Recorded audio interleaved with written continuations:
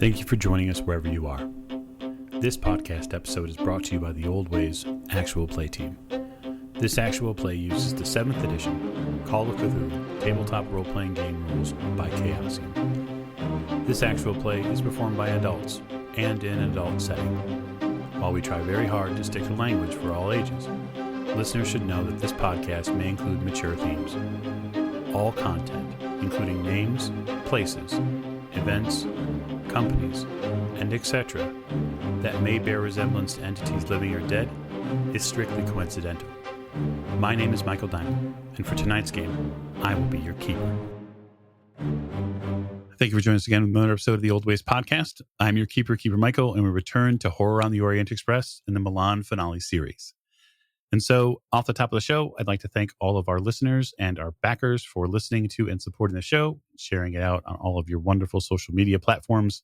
We exist as an escape for you and entertainment and hope that we bring a little joy, perhaps a little shock and fun to your week. So I'd like to begin with introductions, if I could, to my right. Hello, this is Mike. I'm playing James Robert Fraser, and I'm backstage at the opera. You are indeed. You've bagged a rifle and are making your way back down, seemingly assured that everything has been solved now. Oh, everything's fine. Everything's dealt with. Oh, tickety-boo. To Mr. Fraser's right. Hi, I'm Rena. I play Lady Elizabeth Fitzroy, and I'm in pursuit of a torso. Yeah, there's first time for everything, I suppose, but at least this one's fabulous. At the end of the table. Hi, this is Giles, and I'm playing Simon Griffith, and I'm staring at a man rising off the floor, missing a quarter of his head. Yes, this is quite the terrifying scene that you have been left with. Hopefully you can find a solution. To Mr. Griffith's right. Hi, I'm Miranda, and I play Maggie Bellinger, and I knew there was a reason why I didn't like the opera. Well, there are tons of reasons you might not like the opera, but whatever happened a few seats to the right of you is probably a significant reason why further trips to the opera would probably be a no-no for Miss Bellinger. And last but most certainly not least. I'm Martin, and I'm playing Richard Courtney. And he's always found the opera boring, but not this one. Not for some reason. Yeah. This one's quite lively. So, as we raise the curtain tonight, so to speak, the members of the troupe here that are putting on Aida are some of them still frozen on stage, having seen there in the front row the effective handiwork of an unseen assassin. The guests in the opera, those to your left, to your right, and behind you, have begun to quickly flee the area because of the music and the pitch and the sheer volume of an orchestra. The orchestral players are continuing, focused directly on their conductor, who has continued to move swiftly left and right, conducting the orchestra. The show must go on. Indeed. So, Mr. Griffith, I'd like to start with you, if we could. To your right, there is a man who once resembled Arturo Focacci.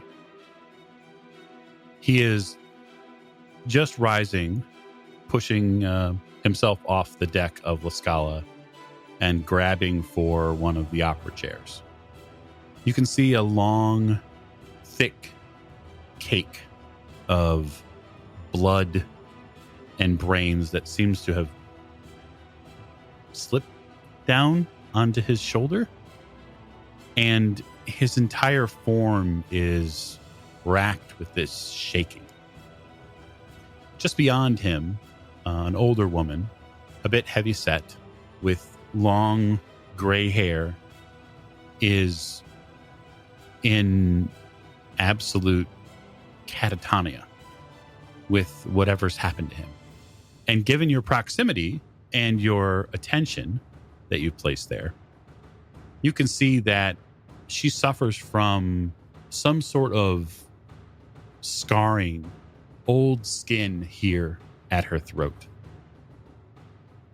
And, sir, I would turn the table to you and say, as we get into this, what is Mr. Griffith going to do about this man rising from the floor? Simon has just suffered a large sand loss, and therefore is not going to be thinking clearly about any other ways of addressing this. So his most concerning thing is putting this creature down. That's the only thing he can think of to respond to this. So he is going to draw his toothpick. Okay. The one thing at least he is aware of is firing a pistol in a crowded theater could be an issue with people getting trampled. Well, I mean, and also hitting people behind him. Gesture around to the current state of the opera house, it does seem that you're well within your senses to believe that gunfire would probably scare the people around. I'm going to draw the toothpick. If that's my action before he's completely up, I will strike once he's up or whenever I have the opportunity. Yeah, we're not officially in rounds, but you have the benefit of being as close to your goal, closer to your goal than some of the other characters at the moment. You pull this massive knife out, and you're going over there, you're preparing to strike him, because you're obviously going to have to cross some distance. Yes. Okay. As I shouted at the end of the last episode, I said I would take care of this. Yep. All right. Of the rest of them that are on the ground floor, the three of you have the opportunity then, as people are beginning to move, to get towards the orchestra. It's not terribly far for you. You're about, maybe 3 or 4 yards or so from the beginning of the orchestral pit that's there. And the only trouble you're going to have is crossing the distance while all the foot traffic is going on. So what I would like is a dexterity roll to avoid being caught up in the milieu of all of these people. Oh no. Dexterity's not my thing. Oh, thank goodness. 83 under 85. Maggie's very fast. Ooh. She limbered up before this. 21 under 55. Mm-hmm. That's a surprise. Yes, you're good. Richard rolled 98 over 50. Oh no. Richard. All right, very well. So, ladies, you get started, and you begin kind of cutting a path. You're slightly faster than Lady Elizabeth, Maggie, in the sense that you're just able to get into and through some of these people, and you also kind of employ what we would call a swift American elbow where necessary, and you make your way like any good holiday shopper to the gift that you're after. But not to be outdone, Lady Elizabeth, the hard success, you make very effective use of your cane. You get out of my way, kind of pressing people to the left and to the right to keep pace with Maggie. Unfortunately for you, Professor, realistically what they end up doing, these ladies end up essentially funneling all these people towards you. And you get collided with 3 or 4 different times. And you're spinning like a top there in the aisle, desperate to find your moorings. When you finally grab at one of these seats, your left foot comes forward into your right ankle, and it tips you forward into the seat. And you crack your face on the front of the seat, and I deal you a point of damage in that regard. Bloody people. At this time, Mr. Fraser is making his way down a series of long ladders. Even though you are not able to see readily what's going on the floor of the opera house, you can hear the after effects of your handiwork. Yeah, it was only to be expected. My plan now is just to remove myself from the scene, and hopefully nobody has seen me, so that they do not know where this shot has come from or who has fired it. Ideally, I would like to get back to the hotel. Okay. So that effectively I was not here. The reason I did not come to the opera and Paul came in my stead. Maybe I was unwell and I was spent the whole time in the hotel. Quite possibly. Of course, if circumstances divert me from this intention, that's quite another thing. So I would like the two, if I could have Maggie and Lady Elizabeth make me spot hidden rolls. Hard difficulty, please. Given your position at the front of this line of investigators, Maggie. I rolled a 12 under 31, so that is a hard success. Very good. You see in the far right portion where there's an aisle that you could eventually get to the orchestra pit or to the stage itself. You see three men clad in black who are hustling down that way to get to the stage. Lady Elizabeth, look over there. I think we can get up the stage, but there's gentlemen rushing for the stage as well. Well, we shall just have to beat them. Like with a cane, or? Perhaps literally, I say as I shove someone out of the way with my cane. All right. So, Simon, you make your way over.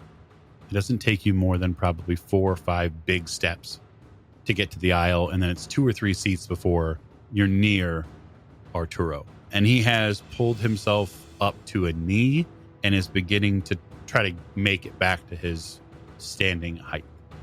I see him rising to his feet. Is he in the same aisle we are, or an aisle behind? He's an aisle behind now. When you came out from your aisle, you had to go into the aisle behind to get to the aisle he was in, because the shot from Mr. Fraser basically dumped him over his seat into the aisle behind him. And the seats are of a height that I could jump over them, correct? Yeah, I mean, you're fairly nimble. You're also fairly strong. It wouldn't be too terribly hard for you to jump over the seats.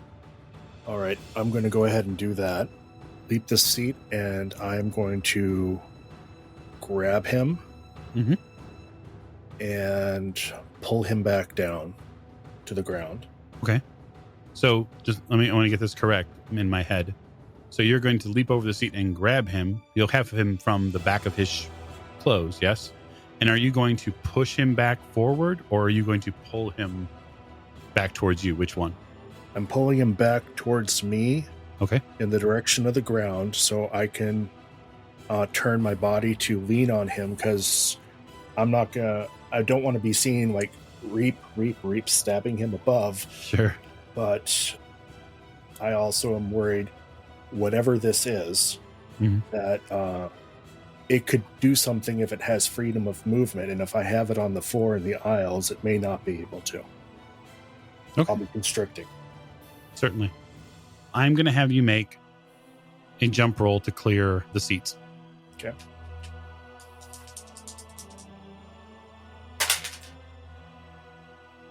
That would be an 89. All right. The Hand of Fate is going to allow you to reroll. Okay.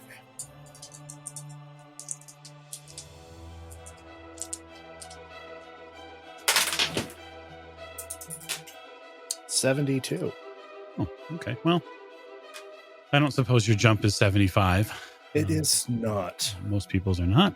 So you jump, and you don't necessarily clear the entirety of the seat. Given your size and your build, you're a fairly large fellow. So I'm happy to give you the opportunity to push the roll if that's what you want. As your keeper, it's important that I remind you that failed push rolls are bad. Or you can spend luck if you have that much. I do not have that much luck, so instead I am going to just take the round to get over the seats then carefully, because all I needed is to face plant in front of him. Yeah, that's true. You go and you jump, and what we'll say is that you do fail to clear the seats. You jump, and you don't clear the whole thing. You hear a terrible ripping sound from your trousers. You don't think that's very good at all, but you don't get too hung up. You just won't be able to actually make a fighting brawl roll this round. Which is absolutely fine, and I'm not used to wearing a tux and all that while fighting anyway, so Richard, if we can deal with you temporarily, I would like to know past your now messy head wound, I would like a dexterity roll for you to get back into the flow of things, or potentially be consumed by local Milanese. Richard's dexterity is terrible. Yes, I see it. I have it here written down. No reason. That's 55 over 50. How you feel, Professor? You feel lucky, or do you want to push that roll, or how do you feel? Well, that's 2 bad rolls from the lucky green dice. So they couldn't roll a third bad roll, could they? Could they? No, they couldn't. So if you're going to push it, tell me how.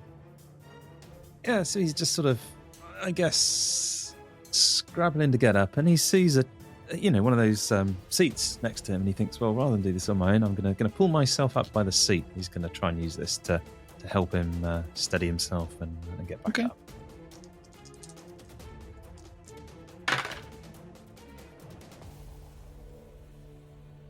Oh dear. That was 92. So failed push rolls are bad. You go to use the chair to kind of pull yourself up, and in the general melee going around you with these people trying to flee the opera house, several older men begin coming up the main aisle where you're trying to traffic down, and you get trampled in a real way. So you try to pick yourself up, and 2 or 3 gentlemen basically make the professor their favorite doormat. And so you're going to take a d6 damage from being trampled. Yes, take 5. Ouch. Heals aplenty land on your body, shoulder, and face.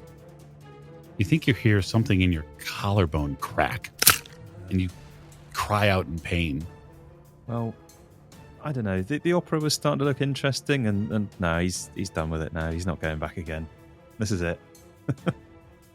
I'll never come to this opera again. It's great. So, Lady Elizabeth and Maggie, you have your opportunity to make your way into the orchestra pit or to go around and get to the stage. Now, if you go around, you figure, Miss Bellinger, you're going to be late in getting to that piece. If you go through the orchestra pit, however, you might have an opportunity to cut these black shirts off at the pass.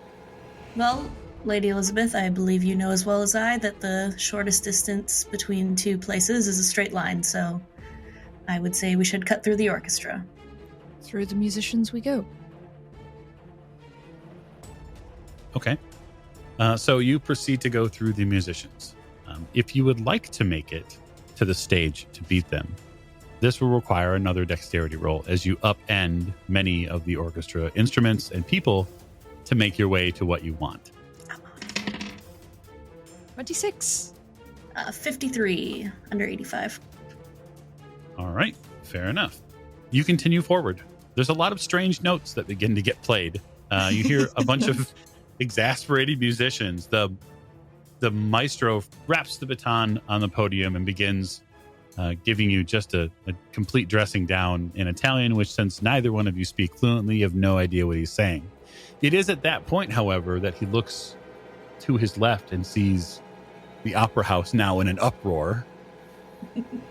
But you both make your way onto the stage, where some of the actors and actresses are beginning to move left and right to flee the stage as something horrible has happened.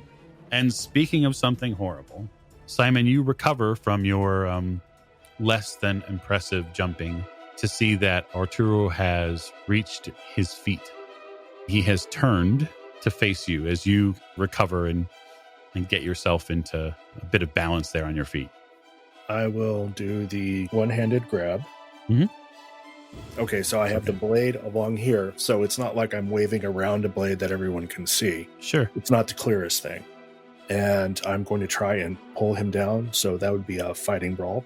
Yeah, absolutely. That's a 63 over 50. Okay. I'm going to push that roll. I understand it's bad if I fail, so I'm going to go ahead and brace my left foot against him for leverage as I pull him down. Okay. That is a 16. That would be a hard success, not an extreme. Okay. He is going to attempt to fight back. Nope. Okay, so you grab him, and your plan was to pull him down? Right. The way I have it is I grabbed him with my left hand, and my left foot is by his feet. So when I pull him towards me, he will naturally trip and fall. Mm-hmm. I'm trying to get him down, and then I'm going to just land on top of him pretty much. All right. Technically, then, what you're attempting to accomplish is a maneuver. Okay. So yeah, you pull him down to the ground. So your plan is to be on top of him. So when you pull him back, are you getting on top of him, or are you using that blade on the back of your forearm? Are you going to be behind him and then switch your grip and try to effect some sort of capture? No, not a capture. I'm trying to get him down onto the floor of the theater, put a knee on him. Okay. Then I can go stabby. You complete the maneuver. You pull him down. You get on top of him. So that way you're somewhat covered by the opera chairs. You are a fairly large fellow, right? So you're probably not completely blocked from everyone's view, but you've got your knife at the ready for next round. That's fair. All right. So after said trampling, Professor, you have the ability to recover yourself. It feels like you got trampled by a bunch of horses. You effectively did, damage-wise, but you are reeling now, but able to make it back to your feet and stumble forward. You can see ahead of you that Lady Elizabeth and Miss Bellinger are now making it onto the stage, and you see that they are not but, say, I don't know, 10 yards maybe from the piece. I would like you to make a spot hidden roll for me, though.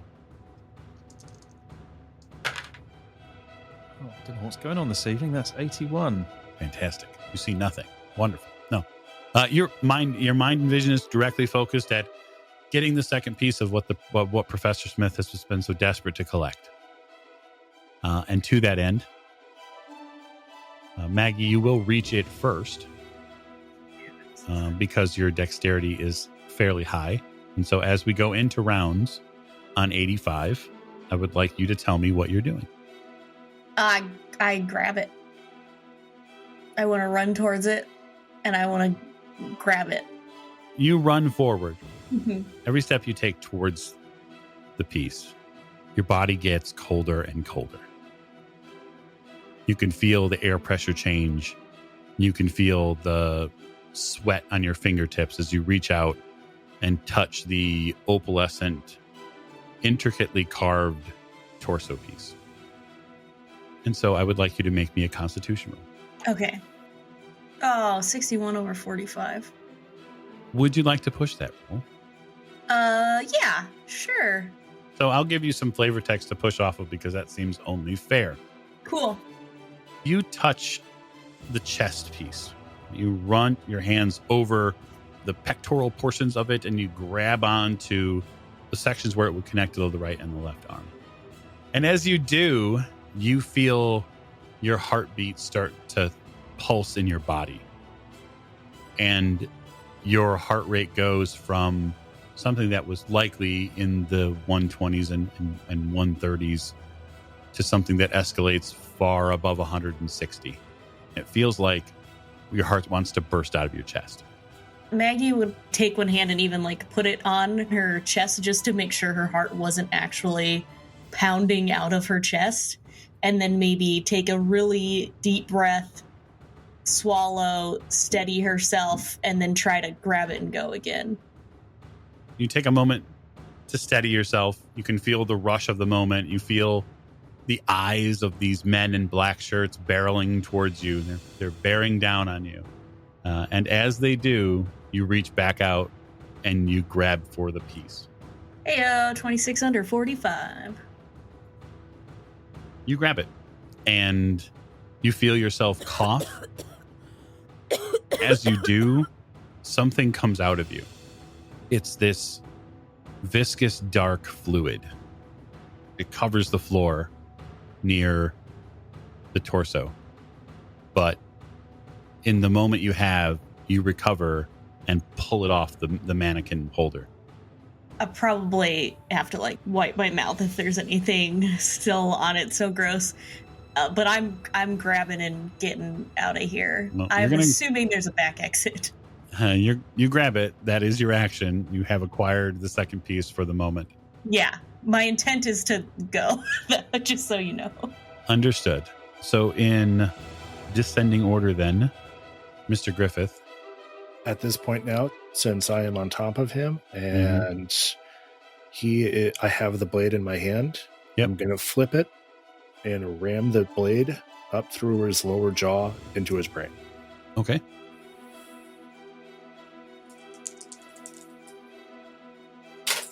He's going to try to dodge. I will spend the 4 points of luck to make that a success. You flip the handle of the knife and I would imagine, are you grabbing his part of his head?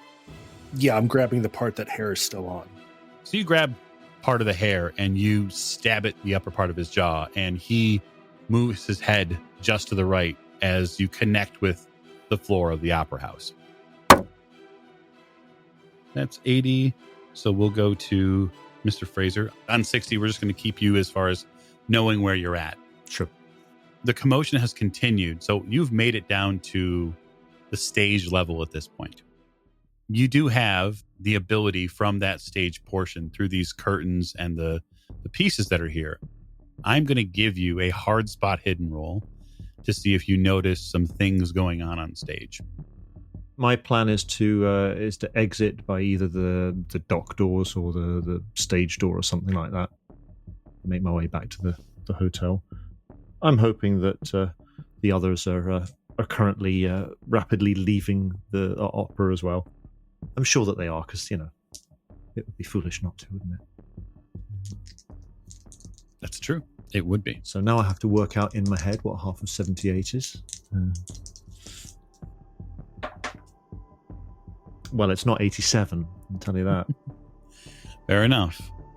You still determined know that if you continue left and then back towards the seats in the opera house, there is a stage door about halfway down. You either get back into the opera house proper or continue down all the way to where it reaches the ticketing booth and then exit that way. Or you can turn around left from where you're at and go out a back door through the, which memory serves correctly is what you were talking about doing. Yeah, I think, so the quickest way out of the building with the least likelihood of being spotted. I think that's his aim. I think, quite frankly, if that's the desire, you should be able to exit fairly easily. With all of the chaos going on, no one's checking to see who's who at this point. You'll blend in with the rest of the staff and cast who are making their way out and probably not have too much of an issue. Does it look like everybody is leaving the place? Is the orchestra still playing, or is it stopped now? The orchestra has stopped now, and what you are starting to hear from the stage area is directed shouting. Heavy male voices shouting. If I've got a view of the auditorium, I will take a quick look just to reassure myself that everyone is kind of exiting the place now, which I would imagine is the kind of thing that would happen as soon as they do. I heard some chaos going on. I'm guessing that was a reaction to the guy getting shot. There's going to be a bit of pandemonium, a bit of shouting about, where did that come from, what's happened, who's responsible, but I would imagine that the majority in Mr. Fraser's head anyway, the majority of the audience are going to be getting the hell out of there in case they're next. The majority of the audience is. The orchestra pit is in an uproar right now. And wait, why is Lady Elizabeth on stage? Right, okay, that changes everything. This is not part of the plan. What is she doing? Are those men in black? I'm going to look for somewhere that I can stash my canvas bag. Chuck it underneath something. Yeah, there's an area right there. Pretty close to the place where you got off the ladder. There's a box or two you could stick it behind. I will shake my head, brush my hands off, and head towards the stage. Fair enough. You head towards the stage. That's, after all, where all the players are.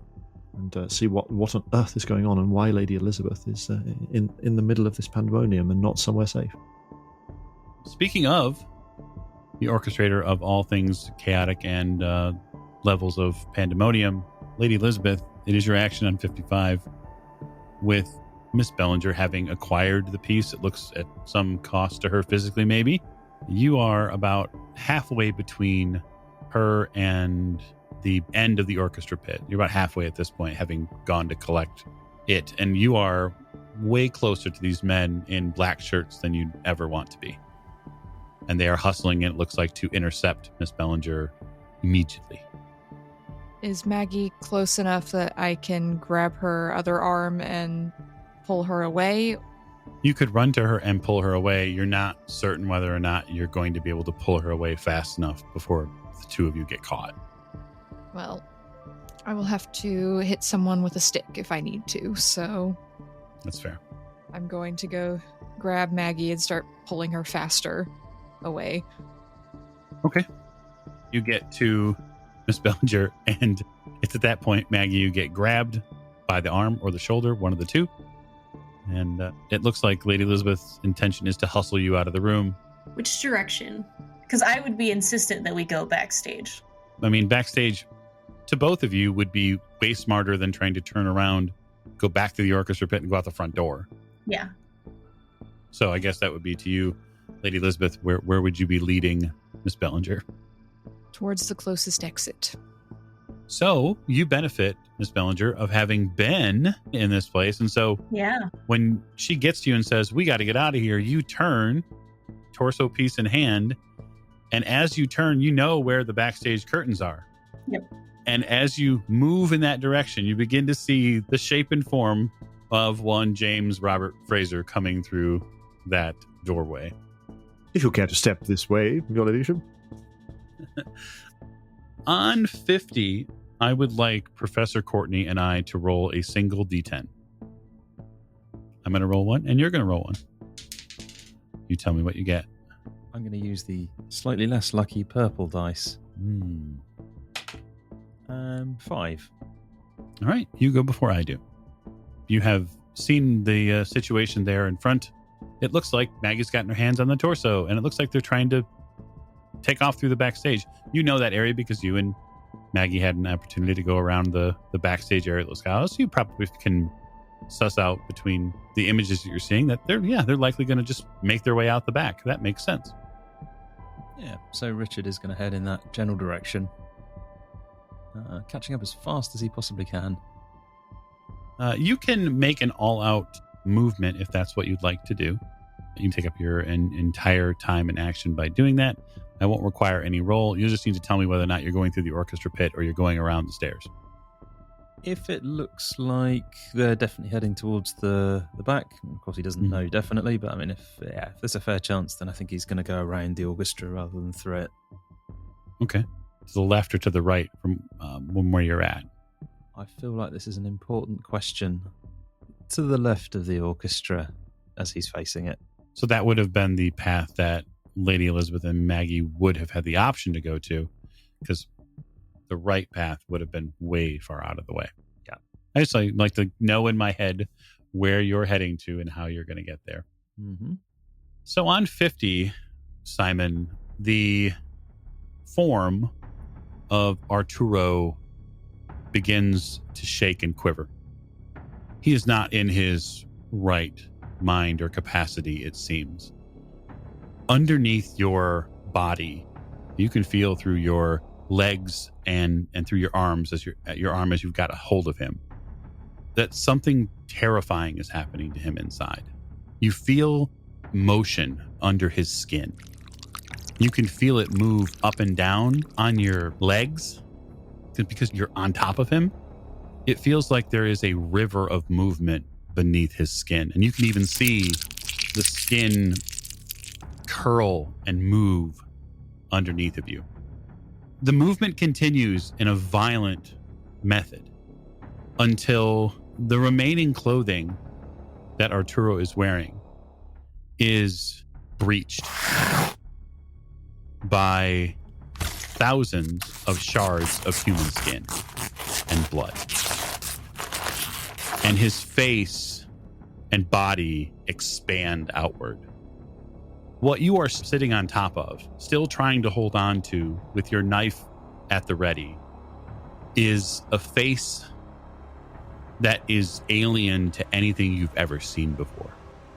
It is mottled browns and reds. The nose is caved in. The eyes are upswept. There's a very predatory look to the mouth. Staring back at you are two very red eyes of a being which no longer shares any shred of humanity with you. And now you can make me a sand check.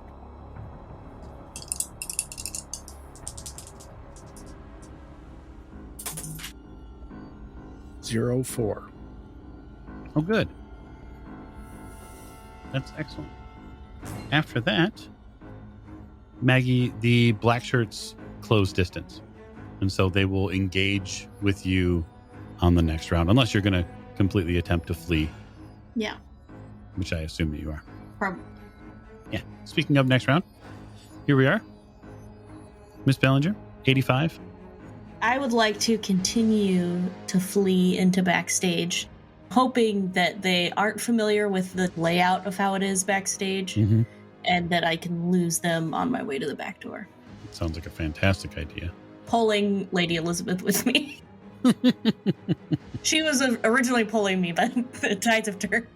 It's kind of like that orbital motion the two of you are going to make, right? She's pulled you this way, and then you're going to turn her this way and pull her that way. Here's what I'd like. I would like you to make me a Constitution roll, and then tell me what your move is. Okay. So I failed my con. It's an 83 over 45. My move is 8. Oh, jeez. All right, so they've failed their Constitution roll as well. Their move is not 8. My question to you, Lady Elizabeth, as Miss Bellinger is acting before you is, are you relenting to her pulling you along? Yes, she's faster, so. Right. Okay. The two of you break right and hustle, and you see there in the opening curtain space, your steadfast personal assistant opening the curtain for you to get out. Mr. Fraser, if you'd be kind enough to deal with what's behind us, I'd be grateful. I have it in hand, Miss Bellinger. Reaching under my jacket. And yes, that is a gun in my pocket. She's not just happy to see us. Never can tell. So I got to roll a d4 here. Mr. Griffith, as it's your action, I'm going to take 3 sanity from you for that terrifying beast you've seen. And it is truly terrifying. Okay, so 8 out of 56 for the starting for the day. Mm-hmm. That would be more than 10%. So, Okay. I don't think it's 20% yet, is it? No. It's not 20% just yet. So I'm not temporarily insane? No, not yet. Okay, The night is young. I understand. This creature is hideous. Hideous. It's also larger than Arturo was. Its body, which is under you, is bipedal, but there are also things evolving and opening behind it. The torso pushes you and your weight up a little bit as these bony, protruding, almost vestigial wings of a bat, except that they aren't wings. They're just these long skeletal fingers kind of peel out of its back. There are 4 of them. They look very sharp. It's obviously a demon, and I have to stab it. That's reasonable to me. And so it's a 5th or more of your current sanity in one day. I'm not there yet, but I'm close. Okay.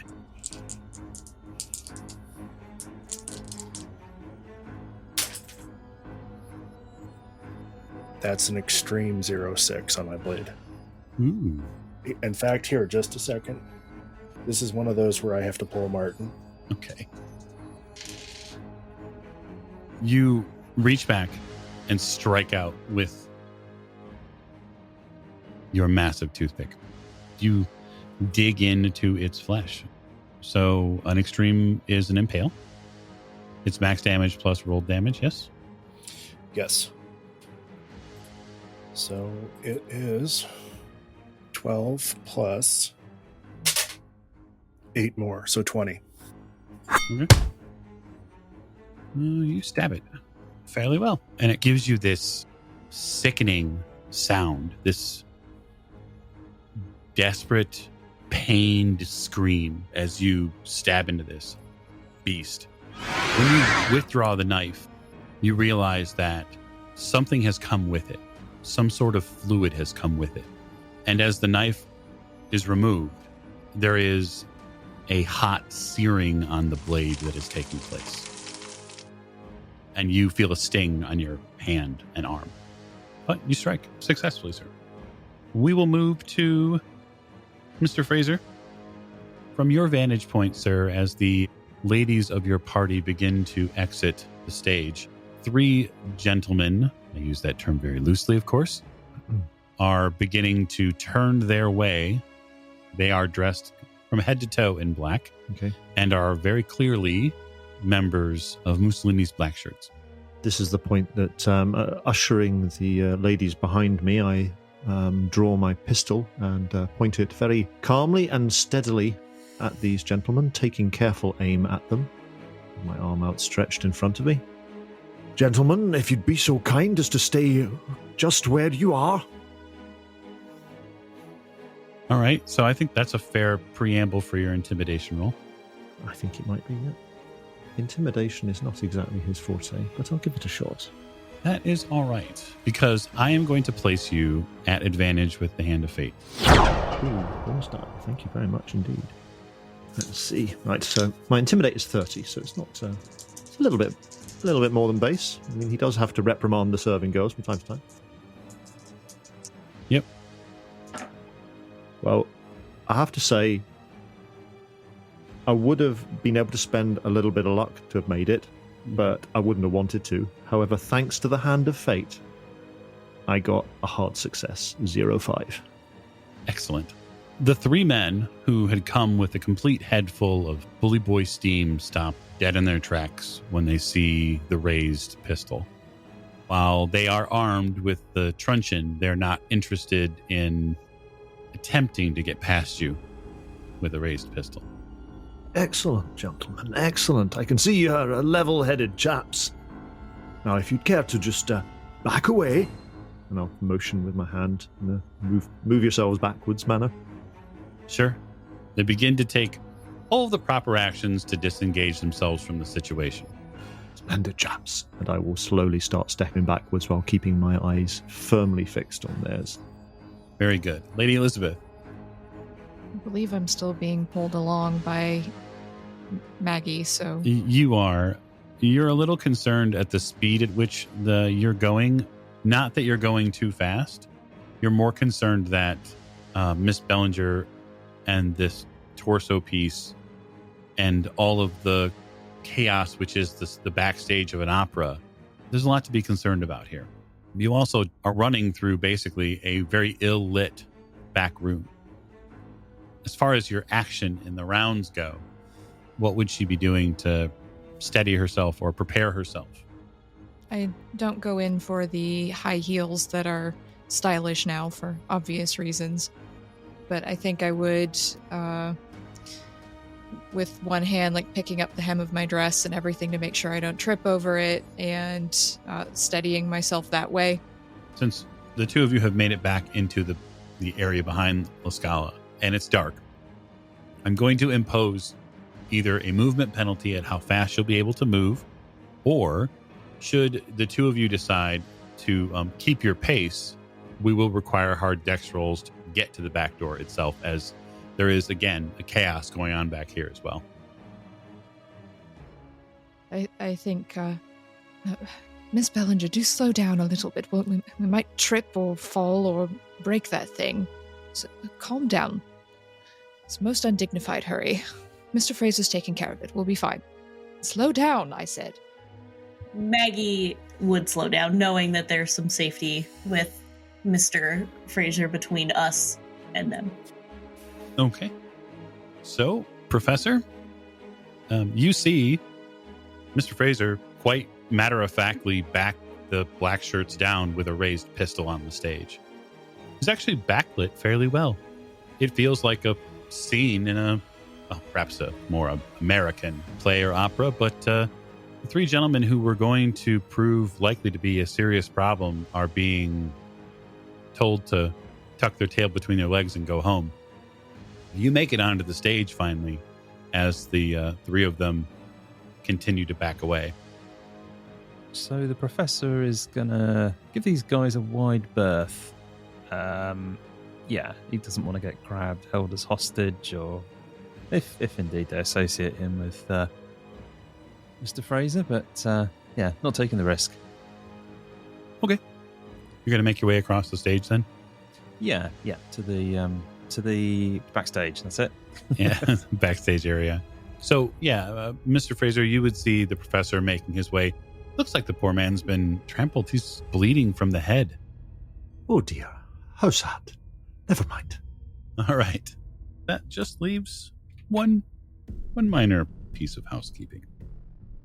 Underneath you, Simon, what was Arturo Focacci, had screamed in pain, and you had gotten a terrible bite of heat or pain from your hand after you'd removed your blade. It's no wonder to you whether or not the reaction there is acidic. You can smell it. You've dealt with acids and bases before on more than enough occasions to know the smell of it. This creature writhes underneath of you. It takes in a huge gulp of air and then screams. And when it does, you are going to be the recipient therein. All right. It screams up at you. And when it does, there are waves of energy that come at you. They pound into your chest and face, and you feel very rapidly your skin tingle, burn, and then rip as it destroys part of your clothes and then cuts into several layers of skin. It is an attack which is not dodgeable.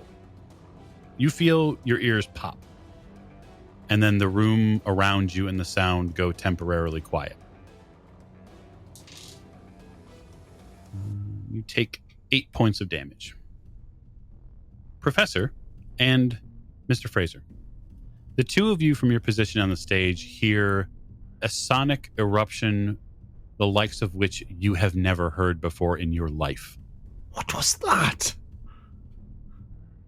The baleful shriek that goes on in the opera house echoes around the top of La Scala. It's like the cry of a banshee or something. I don't know what it is. I've never heard anything like it. Where's Mr. Griffith? I don't know. Oh, for goodness sake, man, where's Mr. Griffith? Where did you see him last? I've just been trampled by an angry mob. I'm doing my best just to get to the... And Right, he points well- at his face. The back here, away Right. from this. Come on. Is he not with you? No, he's not with me. He was with you. Right, never mind that for a moment. You, follow the ladies outside. My bag is underneath some of the props, the scenery in the corridor behind you. Please, would you retrieve it and leave the theatre by the nearest available exit? Come on, man, chop chop. Yeah, over there, the door over there. Yes, right away. I'll find Mr. Griffith. Maggie, you and Lady Elizabeth are going to reach the back door this action. So if you are continuing at a reasonable pace to flee the scene, we will take you 2 out of rounds. Yes. Okay, That is my plan, is to get out of here. wonderful. At the end of this combat round, the 2 of you will be out of La Scala. Just where I want to be. That changes our lineup a little bit, and we'll go directly to Mr. Griffith, who heard something until he didn't. We'll just put it that way. At this point, all I know is I have been shredded.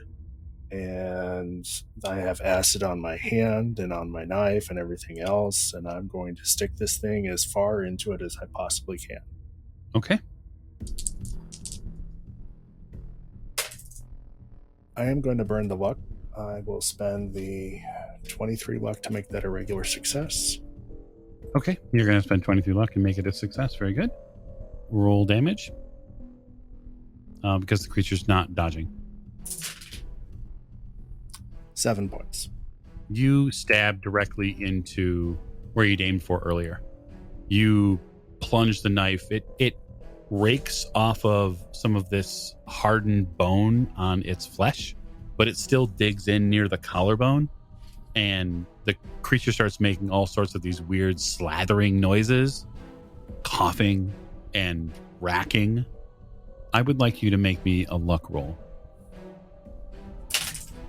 Well, I had 13 luck, so that's a 71. That would be a fail. So when you pull the blade back out, it snaps in half. You're now carrying in your hand the stump and broken haft of your former weapon. So, Mr. Fraser. I'm kind of hoping now that Richard, Lady Elizabeth, and Miss Bellinger are out of the danger zone, and if not already out the building, certainly the best part of their way there. What is happening with these black shirts? Are they still in my sights? Are they still on stage, kind of backing away slowly, or are they just scarpered? They have backed down the stairs at this point, and after the sound of that shriek, they are probably much like you, looking around trying to figure out where it came from, and seeing that maybe tonight is simply not their night. Gentlemen, you have my permission to run away. And I'm gonna see if I can see Simon on the stage or in the auditorium or wherever he might be.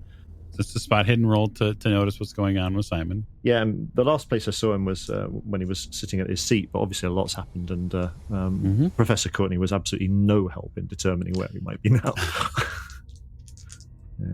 So, yeah, I'll make a spot hidden roll. It's all your fault, Professor. Ooh, I do believe that might be an extreme success. That's a 12. Ooh. Your eyes go precisely to where your memory brings them, and that is the area where you'd fired at. Through the chaos, which has in the past 2 or 3 rounds lessened a little bit, you see that there's some sort of struggle going back beyond the seats here, and it is seemingly close to where the sound came from. The lights aren't helping you. The house lights have not been brought up yet. That's the problem, and so you're getting very minimal light to see anything. Sure. There's some sort of struggle going back beyond there. If I can't see clearly enough to be able to do anything about it, like to take a shot or anything like that from where I am, I'm not sure exactly what distance I am away as well, whether I'm in sort of standard range of a handgun or not. I'll make my way over towards where this struggle is to see if I can be of assistance. Okay. You begin making your way over there. It's not too terribly far. It's probably a full round movement to get down the stage to where the black shirts had backed off, and they're now making their way back out of La Scala.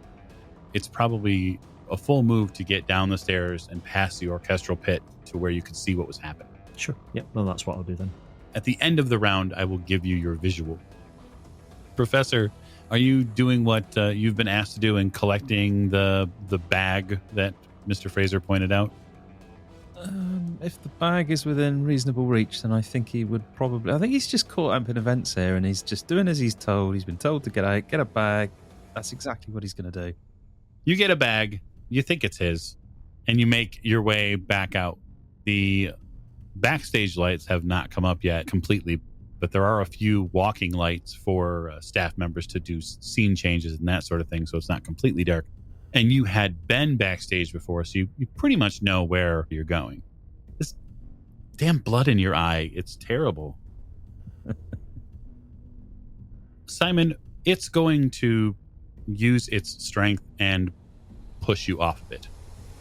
It wants you off, and it wants you off now.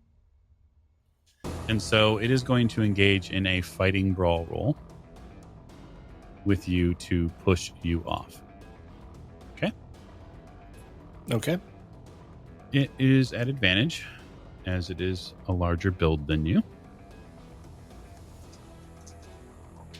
If you'd like to fighting brawl to try to resist, you could, or you could just let it get up. Totally your choice. I'm just going to fall back off of it, Yeah. letting it get up. For the simple fact, I no longer have anything to hurt it with. So while I fall back, can I reach into my pocket to get my pistol? It's not your action yet, but you will be able to do that when it is your action, which is going to come after this creature stands up. Mm-hmm. And so in the dim light, which is still left from the production in La Scala, Mr. Fraser, you see a creature the size of Simon stand up from beneath the seats. And what stands up is totally and wholly something you were not prepared to see today. It is powerfully built from the torso down. Thick, heavy, muscular flesh with this mottled brown and red coloring. It's very bony, but what gets you the most, your eyes draw to with this almost feverish concern, are the twin eyes that sit in the middle of the skull. And they flare hot red looking around the floor of the opera house. Oh, dear God.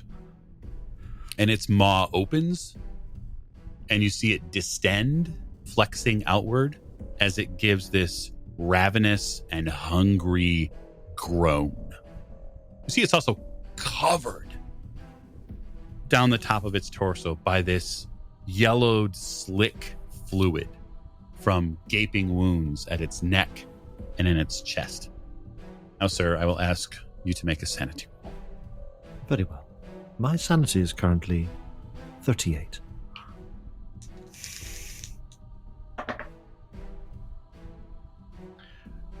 $69. Nice. That is a fail.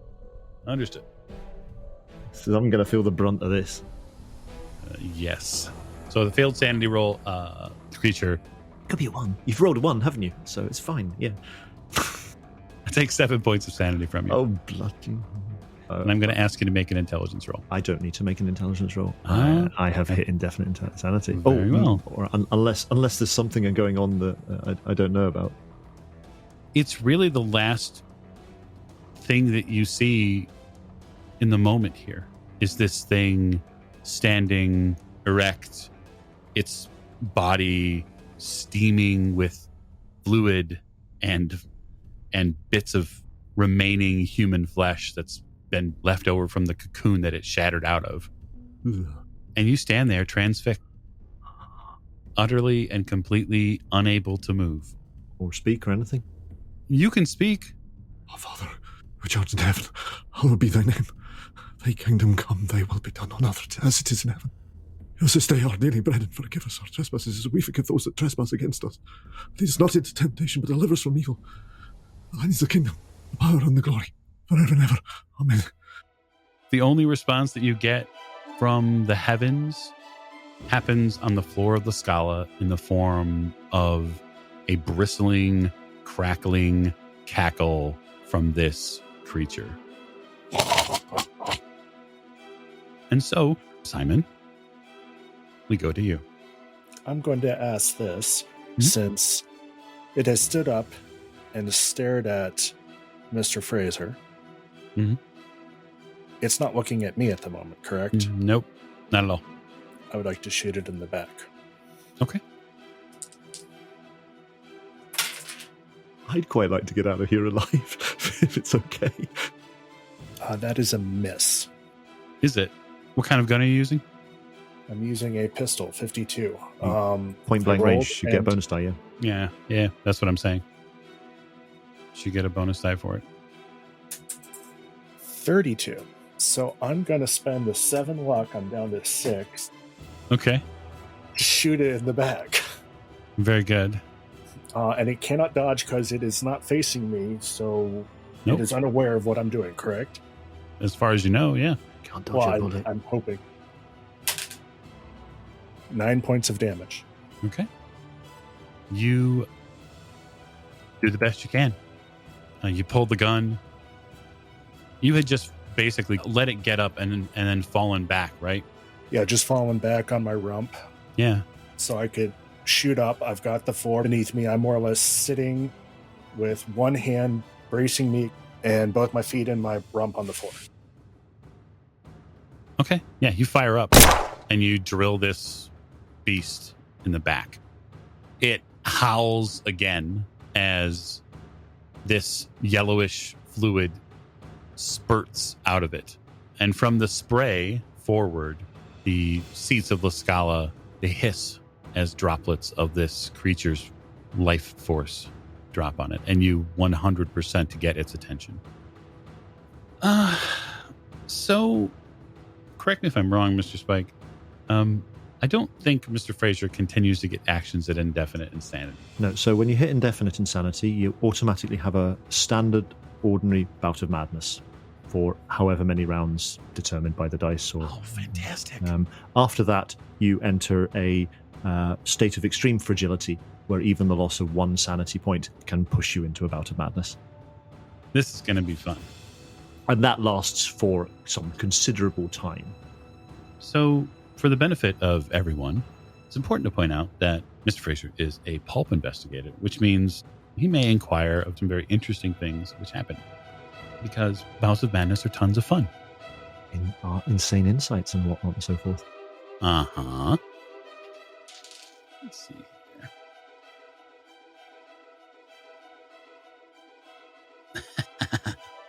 Oh, fantastic. All right, so roll me a d10, if you would, Mr. Fraser. I know which bout of madness you're going to have. I just want to see how long it's going to last. So is this my number of rounds, yeah? Yes, number of rounds, please. Just 2, I'm afraid. Well, it might not last more than 2, right? Let's be honest. All right.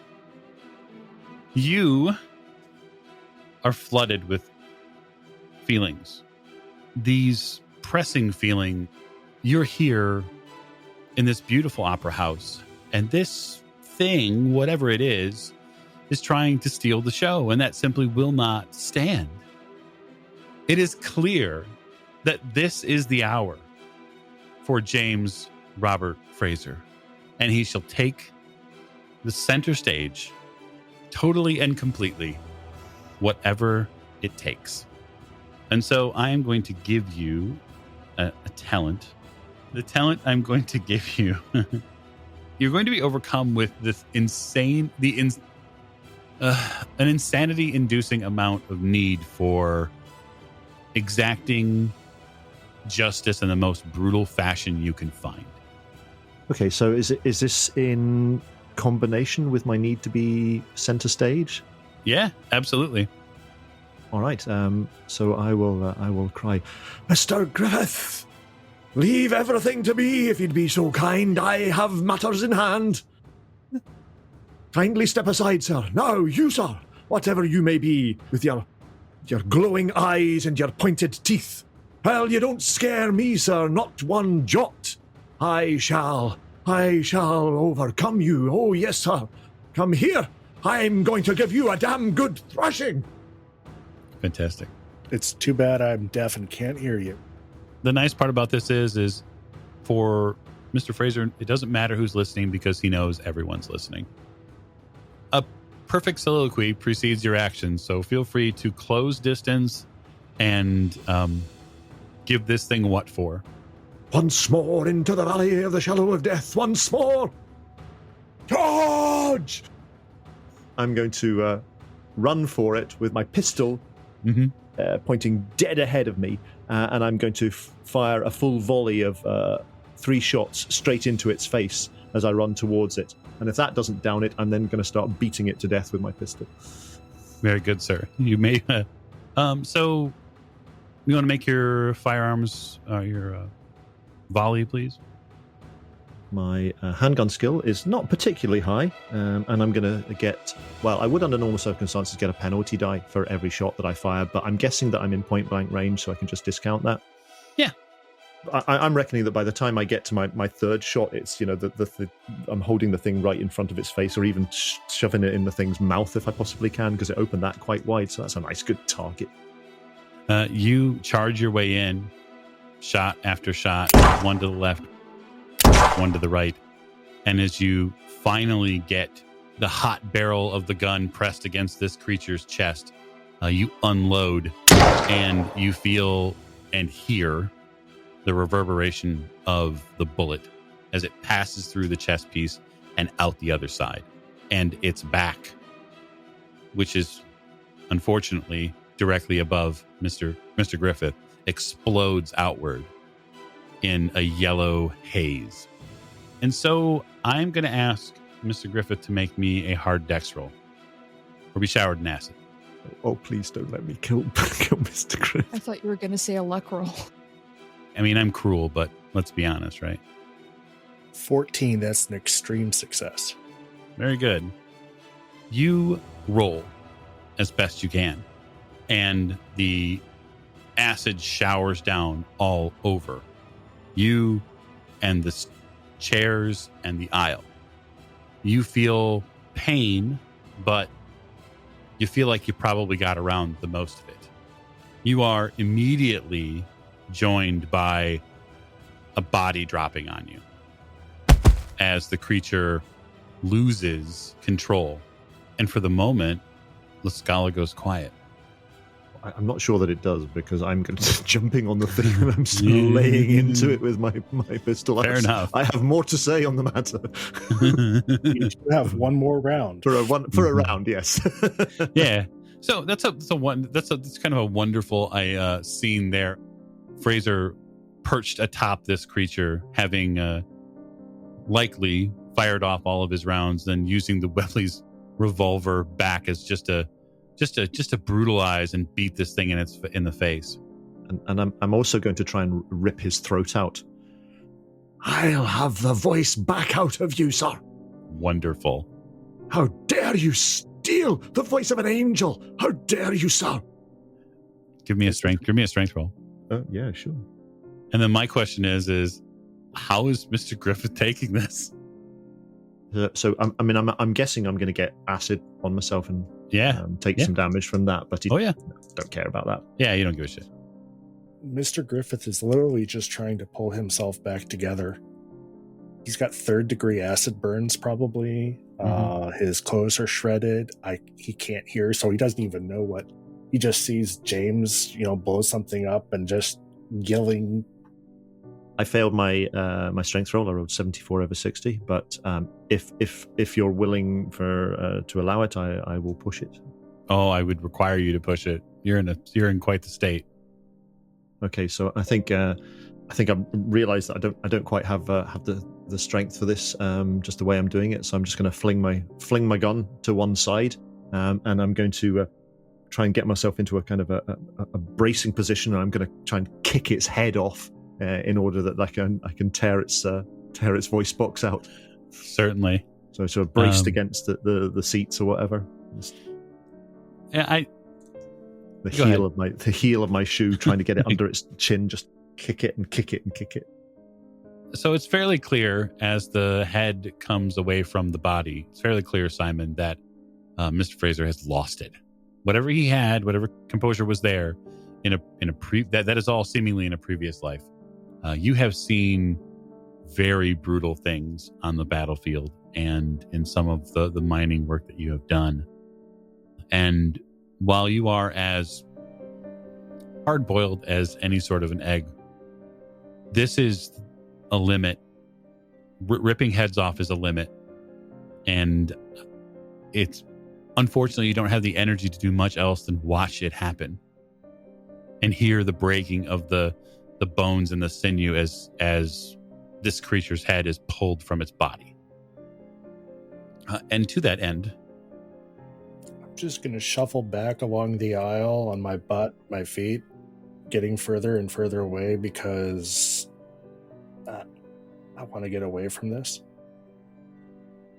Mr. Fraser, I'm going to deal you 2 points of damage from the acid, which you don't so much care about. But and then, once its head's off, I'm going to reach down into the shattered remnants of its throat and try and pull its voice box out. Okay. You wrap your hands around what you believe is the voice box, and you pull it out. And it's at that point that you hear the soft moan of an elderly woman in the seats beyond this direct area. And as your madness dims and you turn toward it, you see that older woman who is sitting next to Arturo, her gray hair and her face streamed with hundreds of tears. Is this the woman that was beside him?